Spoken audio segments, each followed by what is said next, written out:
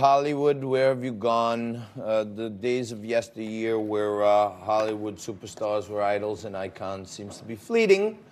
And now more and more we see the left-wing progressives up on stage using that time to talk about politics and spew out their views. And seems like it didn't work out so good this year for the Oscars because the ratings were down significantly. And someone who knows about this stuff way better than me is Lauren Conlin. She's an entertainment correspondent and the host of the Red Carpet Rendezvous podcast. Hi. Thank you for coming back again. You're great. Of course, thank you. So what gives you? It looks like TV land is not loving the Oscars. Well, for starters, I firmly believe that we do need a host. I think that the Oscars were lacking this year because there were no hosts. Brad Pitt, we talked about his speech last time. It fell flat. He mentioned the impeachment. The audience didn't really react. Joaquin, while he made some good points, he kind of went off the handle with the baby cow.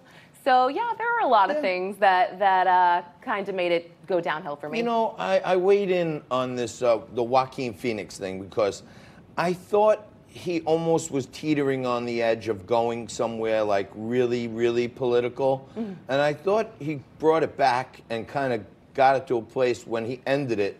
You know, with the lyric that his brother had written about, you know, love, you know, go to the fight with unity and love will follow, or something like this. That was lovely. That was absolutely lovely. And he did bring it back for a minute there. I was getting nervous. I actually, you know, Joy Villa, she's one of the few artists who are willing to express her support for Donald Trump. She wears these Trump dresses and everything. And she was actually doing a play-by-play of Joaquin Phoenix's speech while she was watching it on TV, and she's pro-Trump, but she came down on the side of, hey, you know what? Everybody should like this. I totally understand that, and something that I always say, though, is that a lot of us watch the Oscars and awards just to escape real life. So a lot of us don't want to hear political banter. But right. And you're dealing with these entertainment types all the time, so you're listening to more malarkey than anybody. And you know, if you know anybody down there, if they're looking for a host next year, okay, okay, I'm available. I'll throw your name around, no problem. I doubt it. But we're on to the next one. 2020, new films, new great things are happening. What's the hot new flick? Lots of new movies coming out. Last week, I attended the premiere of Nick Kroll, he's a comedian, his new film, Olympic Dreams.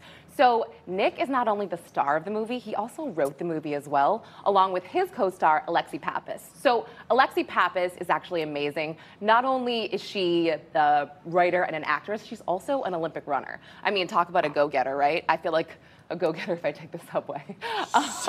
Yeah, right? But she's incredible. So I don't want to give anything away, but Nick plays a dentist, and he arrives in this Olympic village where he meets Alexi, who plays an Olympic skier, and it's a romantic comedy.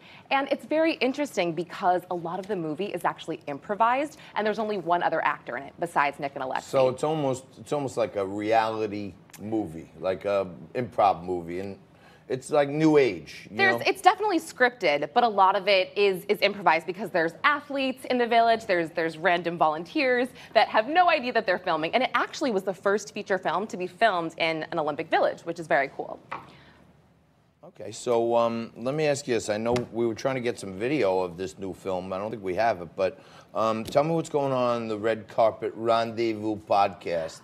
Yes, so I'm very proud because my podcast recently made the Browse page for Apple under award season buzz with all the coverage that I had for the Oscars, the Golden Globes, the SAG Awards. So that's very exciting for me. It's been on the featured page for maybe 2 weeks now. I don't know how much longer that will last, but I'm loving every second of it because my downloads have just skyrocketed. So if you haven't listened, you should. Well, we try to give you a little taste of everything here, a little sports, a little entertainment, all the stuff outside of news, markets, and politics. But when we're getting into the cool kids out there in La La Land and talking about entertainment, Lauren Conlin's the best, and she's always here for us. Thank you very much. Thank you for sticking with us through hour one, but don't go anywhere. We're going to get to your feedback right after this. We've got multiple voicemails, text messages, actual phone calls, and more. And we're going to respond to them right after this.